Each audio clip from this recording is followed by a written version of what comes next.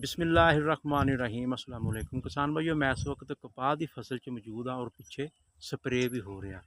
तो मेरा गल करन दा मकसद है कि हाई टैंपरेचर दे विच ना अगर उड़दी हुई मक्खी नूं किसान मारूगा ना तो समझ लो कि कपाह नूं ओह नुकसान दे रहा। कपाह नूं खुद आपदे हत्थां नाल उहदा गला दबा रहा।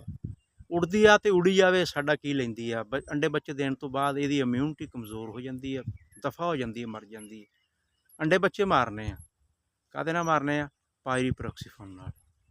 दूसरा सब्ज़ तेला, अगर पत्ते की बैक साइड ते एक भी सब्ज़ तेला होवे ना तो यदा रस चूस लेंदा, इहदियां अंदर दियां वेनां खत्म कर दिंदा वा। ते सब्ज़ तेले नूं खत्म करो, थ्रिप्स नूं खत्म करो तो वाइट फ्लाई दे अंडे बच्चे मारो। इंशाअल्लाह कपाह लशगीन रहेगी। कपाह दा टोरा वेख लिया जो।